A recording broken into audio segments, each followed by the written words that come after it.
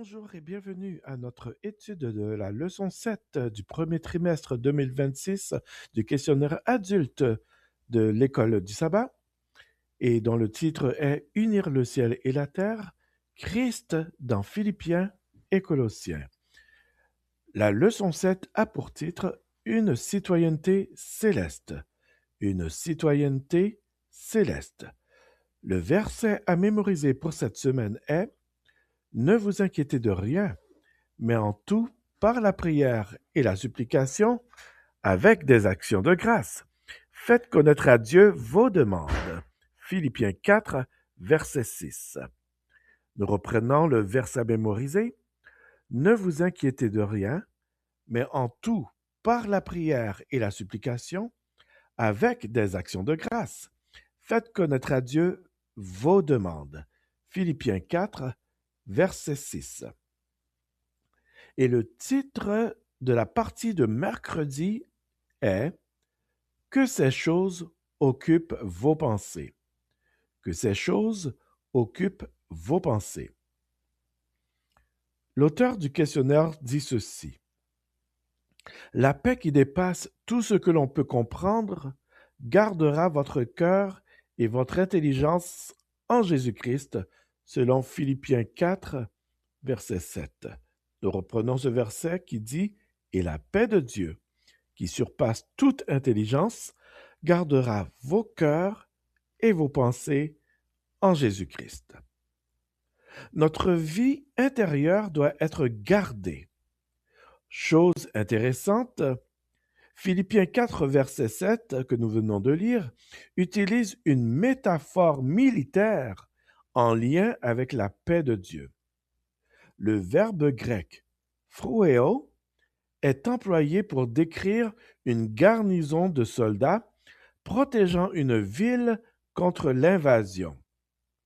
Selon 2 Corinthiens 11, verset 32, où il est écrit « À Damas, le gouverneur du roi Arétas faisait garder la ville des Damascéniens pour se saisir de moi. » Et si nous comparons avec Acte 9, verset 24, où nous voyons qu'il est écrit « Et leur complot parvint à la connaissance de Saul, on gardait les portes jour et nuit afin de lui ôter la vie. » Donc le mot traduit par phroéo, par garder, le verbe grec phroéo est traduit par le verbe garder.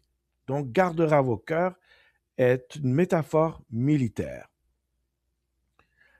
Un autre aspect très important de la paix intérieure implique de vivre en harmonie avec la volonté de Dieu. En effet, il est écrit au psaume 119, verset 165, « Il y a beaucoup de paix pour ceux qui aiment ta loi, et il ne leur arrive aucun malheur. »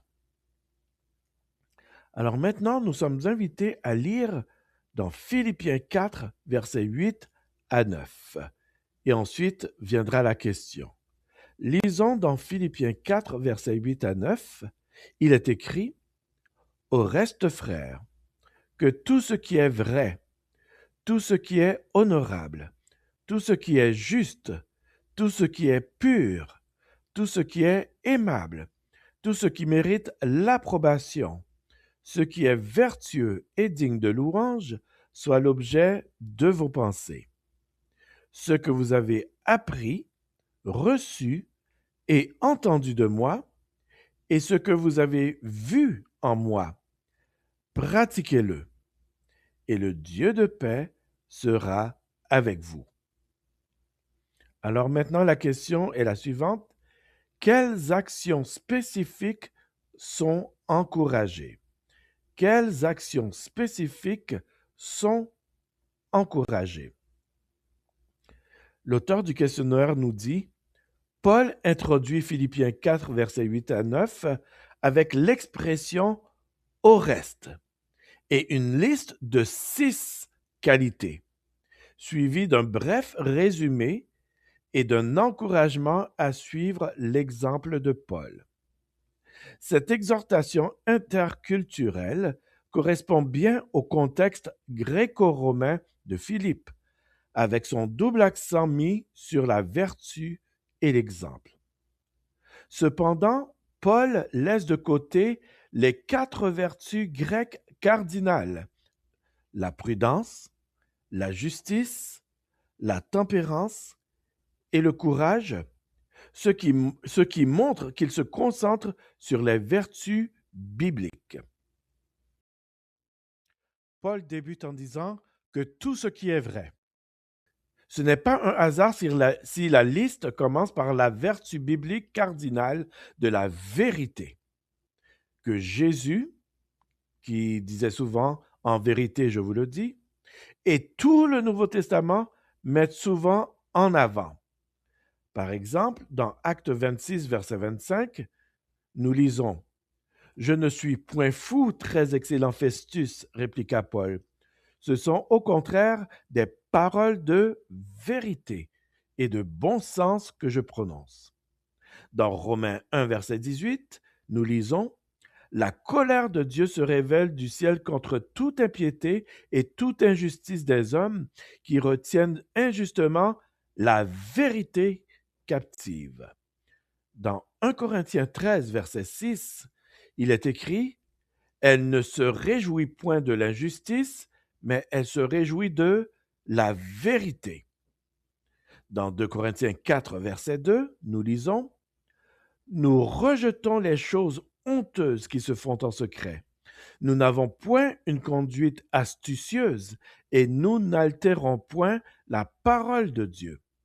Mais en publiant la vérité, nous nous recommandons à toute conscience d'homme devant Dieu. » Dans Éphésiens 4, verset 15, il est écrit « Mais que, professant la vérité dans la charité, nous croissions à tous égards en celui qui est le chef, Christ. » Dans 1 Timothée 3, verset 15, nous lisons « Mais afin que tu saches, si je tarde, comment il faut se conduire dans la maison de Dieu, qui est l'église du Dieu vivant, la colonne et l'appui de la vérité. » Dans Jacques 1, verset 18, il est écrit « Il nous a engendrés selon sa volonté par la parole de vérité, afin que nous soyons en quelque sorte les prémices de ces créatures. » Dans 1 Pierre 1, verset 22,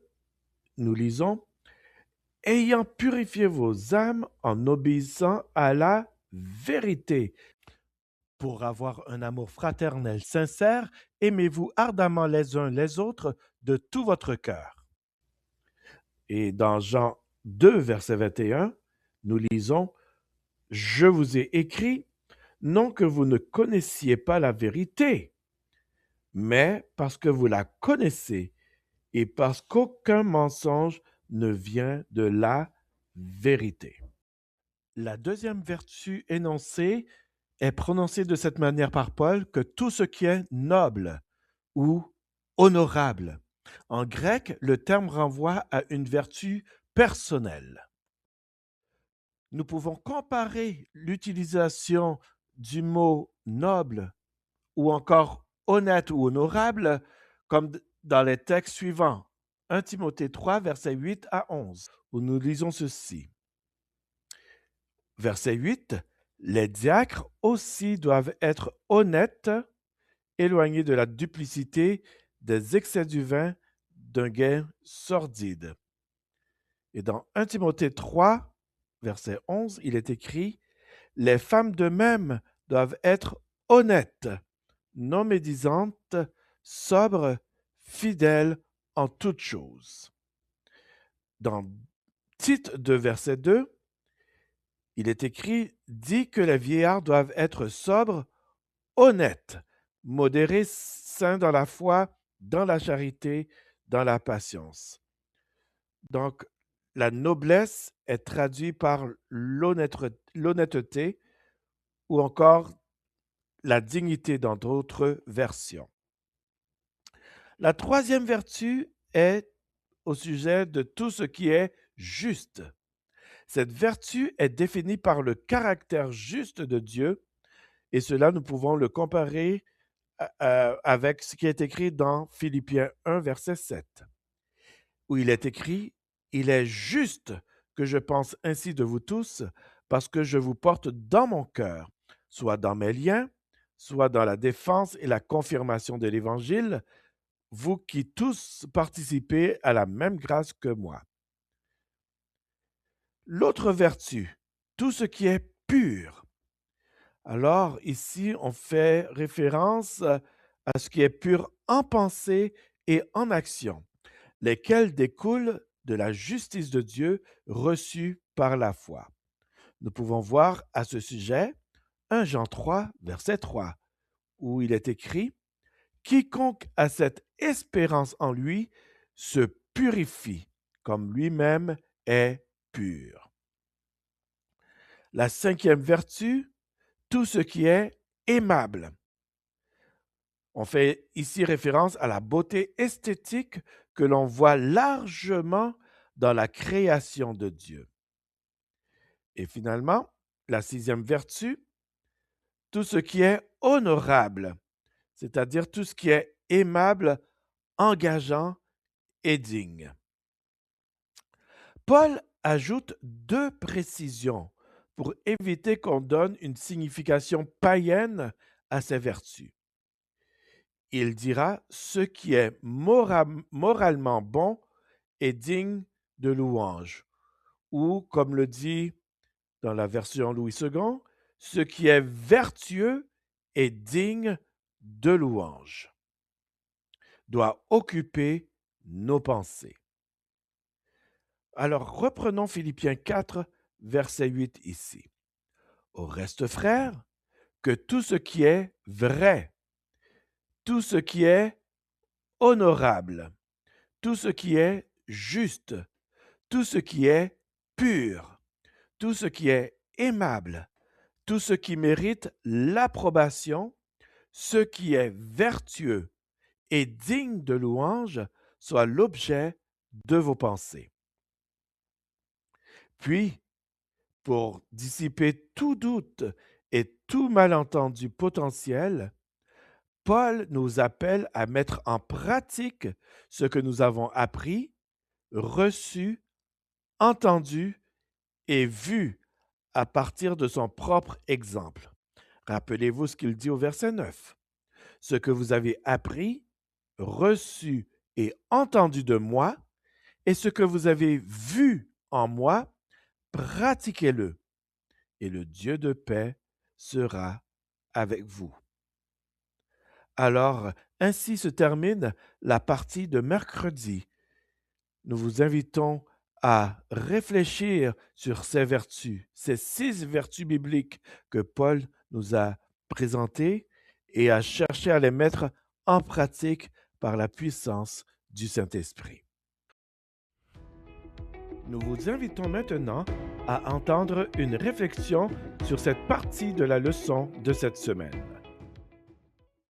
Bienvenue pour cette nouvelle analyse. Aujourd'hui, on va plonger dans un passage vraiment fascinant de l'apôtre Paul. On va s'attaquer à quelques versets de sa lettre aux Philippiens. Bonjour, oui, et notre source principale, c'est un guide d'études assez poussé, le questionnaire adulte de l'école du sabbat, qui couvre le premier trimestre 2026. C'est ça. Le thème général, c'est unir le ciel et la terre. Et nous, on va se concentrer sur une section bien précise, celle du 11 février, qui s'intitule « Que ces choses occupent vos pensées ». On est donc en plein dans le chapitre 4 de Philippiens. Voilà. L'idée, c'est de décortiquer ensemble les conseils de Paul pour, disons, cultiver la paix intérieure et bien diriger ses pensées. Et on commence avec une idée assez surprenante que la source met en avant. L'idée que la paix, chez Paul, c'est un concept presque militaire. Ça paraît un peu contradictoire, non? Complètement. Et pourtant, c'est là que l'image devient vraiment puissante. Dans le verset 7 de ce chapitre, Paul parle de la paix de Dieu qui dépasse tout ce que l'on peut comprendre. Oui. Mais il ne dit pas juste qu'elle va nous apaiser, il dit qu'elle gardera votre cœur et votre intelligence. Et le mot-clé là-dedans, c'est gardera. D'accord. Parce que le verbe grec original, c'est phroureo. Phroureo. Rien que le son, ça fait pas très passif, en effet. Loin de là. C'est un terme de technique de l'armée, en fait. Ça veut dire littéralement monter la garde comme une garnison. Ah oui, carrément. Oui, l'image est très forte. Des soldats sur les remparts d'une ville, qui la protègent d'une invasion, qui empêchent l'ennemi de rentrer. On retrouve ce même mot ailleurs dans des contextes très concrets, comme où par exemple. Mais dans sa lettre aux Corinthiens, Paul l'utilise pour raconter comment la ville de Damas était gardée pour l'arrêter. Et dans le livre des Actes, c'est le même verbe pour décrire la surveillance des portes de la ville. Donc, si on suit cette image, la paix de Dieu, ce n'est pas un sentiment de calme qu'on ressent quand tout va bien. Non. C'est plutôt une force de défense, une garde active qui protège notre esprit pendant que les problèmes sont là, juste devant la porte. C'est pas l'absence de bataille, c'est la certitude que la forteresse va tenir. C'est exactement ça. La paix n'est pas la conséquence de bonnes circonstances. C'est une protection divine au milieu des mauvaises. Et la source ajoute une autre dimension à ça. Laquelle? Elle cite le psaume 119 qui dit « Il y a une paix abondante pour ceux qui aiment ta loi ». La paix n'est donc pas qu'une protection, c'est aussi le résultat d'une harmonie intérieure. Une harmonie. C'est-à-dire, Imaginez un instrument. S'il est bien accordé, le son est juste, harmonieux. S'il est désaccordé, il y a une tension, une dissonance. L'idée ici, c'est que vivre en accord avec les principes de Dieu, ça crée une sorte de cohérence intérieure. Il n'y a pas de conflit entre nos actions et nos convictions. D'accord, je vois. Et cette absence de friction produit une paix. On a donc une double action, la garnison qui protège de l'extérieur et l'harmonie qui évite l'effondrement de l'intérieur. Cette idée de paix comme garde du corps de l'esprit, c'est très fort. Mais bon, une forteresse, même bien gardée, il faut aussi s'en occuper à l'intérieur. Et j'imagine que c'est là qu'on arrive à la fameuse liste de Paul. que Paul est très stratégique. Il faut se rappeler à qui il parle. Les Philippiens. Oui, mais Philippe n'est pas n'importe quelle ville. C'est une colonie romaine avec des vétérans de l'armée. Une ville très fière de sa citoyenneté, de sa culture. La notion de vertu, d'exemple à suivre, était omniprésente dans la culture gréco-romaine. D'accord. Donc le public était déjà habitué à ce genre de discours sur la vertu. Mais en utilisant ce vocabulaire, est-ce qu'il ne risque pas de créer une confusion? Que les gens se disent « Ah, c'est comme ce que dit le philosophe stoïcien du coin ». Excellente question. Et c'est là qu'on voit tout le génie de Paul. Il utilise un cadre que tout le monde connaît, mais il va le remplir avec un contenu complètement nouveau. C'est une sorte de cheval de Troie conceptuel. Comment ça? Le guide d'études souligne un détail qui est absolument crucial. Paul omet volontairement les 4 grandes vertus cardinales de la philosophie grecque, celles que tout le monde connaissait. Lesquels déjà? La prudence, la justice au sens grec, la tempérance et le courage. Il ne les cite même pas une seule fois. Et ce silence est assourdissant. En faisant ça, il dit en quelque sorte « On va parler de vertu, oui, mais pas de celles que vous connaissez. On change de système de référence. » Assez subtil. Il emprunte la forme, une liste de vertus, mais il en change complètement le fond. Il ne s'agit plus de l'excellence humaine, mais de qualités qui viennent d'une relation avec Dieu. Brillant. Il rencontre son public là où il est pour l'emmener ailleurs. Alors, allons-y, explorons cette liste. La première chose, c'est ce qui est vrai. Ça semble logique de commencer par là, hein. Oui, et ce n'est pas un hasard. Pour Paul, la vérité, ce n'est pas juste le contraire du mensonge. C'est la réalité fondamentale sur laquelle tout le reste se construit. Il dit « Commencez par vous ancrer dans ce qui est réel, dans la vérité révélée par Dieu. » C'est le socle. Mhm. Tout le discours de Jésus est ponctué de ce fameux « En vérité, je vous le dis ». La vérité, c'est le point de départ non négociable. D'accord, la vérité comme fondation. La deuxième qualité, c'est ce qui est noble ou honorable. Le mot peut sonner un peu vieillot, non? C'est vrai que la traduction peut faire cet effet, mais le terme grec, lui, a une idée de poids, de gravité, de dignité. On pourrait dire ce qui a de la substance. Ah, je vois. Paul nous invite à nous détourner de ce qui est futile, superficiel, pour nous concentrer sur ce qui a un poids moral. Un appel à ne pas remplir notre esprit de futilité. C'est une invitation assez radicale aujourd'hui avec le flux constant d'informations. Exactement. Choisir la substance plutôt que le bruit. Le troisième point, ce qui est juste. Alors là, la confusion avec la justice version grecque ou romaine semble presque inévitable. Et Paul l'anticipe. La justice, pour un Romain, c'est le respect de la loi. Pour un Grec, l'équilibre dans la cité. Paul, lui, ancre la justice dans le caractère même de Dieu. Et juste ce qui est en accord avec la nature de Dieu. C'est un alignement intérieur, pas juste une conformité extérieure. C'est une justice relationnelle, donc. Mal compris, souvent réduit à une idée de pureté rituelle ou sexuelle. Exactement. Et Paul le prend dans un sens bien plus large. La pureté, ici, c'est l'intégrité, l'absence de mélange, des motivations qui ne sont pas contaminées, un cœur sans calcul. D'accord. Le guide fait un lien avec la première lettre de Jean qui dit que quiconque a cette espérance en lui se purifie. La pureté n'est pas un but qu'on atteint par la force, c'est une conséquence. La conséquence d'avoir les yeux fixés sur un but plus grand, plus pur. J'aime bien cette idée. On arrive à la 5e. Ce qui est aimable. Alors celle-là, elle me surprend. Elle semble presque un peu légère, à côté de la justice, la vérité. Et c'est sûrement intentionnel. La source explique que le mot grec renvoie à ce qui est plaisant, agréable, et même à la beauté esthétique. La beauté. Oui, c'est une idée assez incroyable. En gros, Paul nous dit que contempler la beauté, c'est un exercice spirituel. Il nous invite à nous arrêter sur un beau paysage, une œuvre d'art, un geste de bonté. C'est un contrepoids à une spiritualité qui pourrait devenir trop austère, en fait. Tout à fait. Paul affirme que le beau a sa place dans la pensée du croyant parce que ça élève l'âme, ça rappelle le Créateur de toute beauté. C'est une vraie bouffée d'air frais dans cette liste.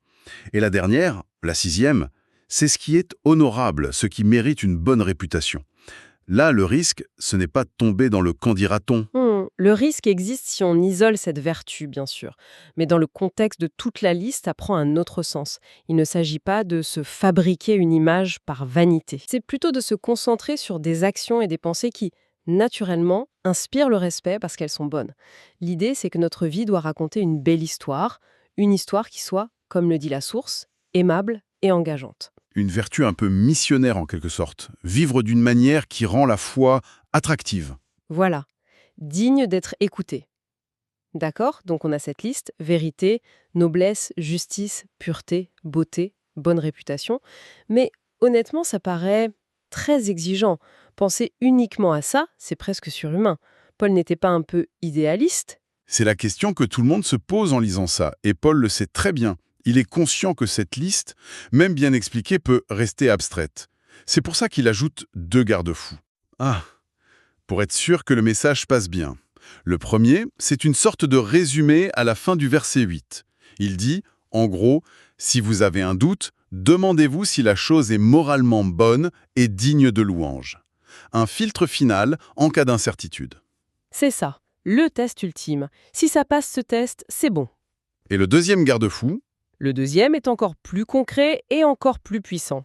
Au verset 9, il enlève toute ambiguïté en se présentant lui-même comme modèle.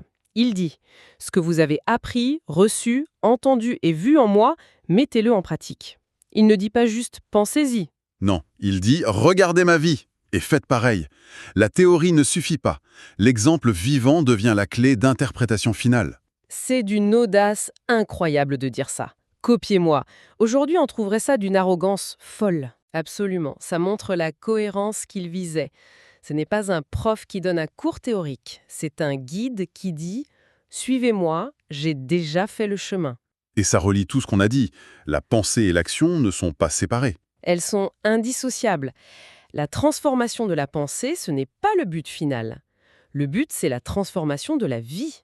Et le modèle est là pour montrer que c'est possible. Que ce n'est pas juste un bel idéal inaccessible. Alors si on rassemble toutes les pièces, on a un parcours assez clair. Ça commence avec la paix de Dieu, cette garnison active qui protège notre esprit. Oui. Une fois cet espace sécurisé, on le meuble avec des pensées choisies, cette liste de vertus que Paul a, en quelque sorte, piratée de la culture de son temps, pour leur donner un sens nouveau, un sens biblique, oui. Et enfin, pour que tout ça ne reste pas de la théorie, il ancre tout dans la pratique, dans l'imitation d'un exemple concret. C'est une synthèse parfaite. Ce que Paul propose, ce n'est pas une simple technique de pensée positive. Ce n'est pas « pense à de belles choses et ça ira mieux ». Non, c'est plus profond. C'est un programme complet de restructuration de l'esprit. Une discipline, gardée par une force divine, orientée par des valeurs divines et validée par une vie vécue.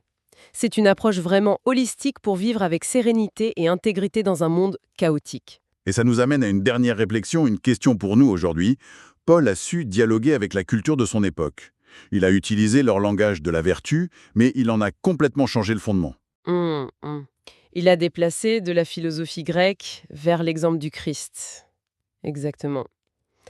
Alors, la question qui se pose pour notre contexte, c'est quelles sont les vertus que notre culture valorise aujourd'hui? Le succès, l'authenticité, l'efficacité, peut-être la tolérance. Et quel travail de discernement on doit faire, nous, pour savoir lesquels adopter, lesquels redéfinir en profondeur, et lesquels peut-être il faut carrément rejeter à la lumière d'un autre système de valeurs. Nous vous remercions d'avoir participé à notre leçon de l'école du sabbat pour aujourd'hui. Nous espérons que vous avez été bénis. Nous vous donnons rendez-vous à demain pour une autre étude de la leçon de l'école du sabbat. D'ici là, que Dieu vous bénisse.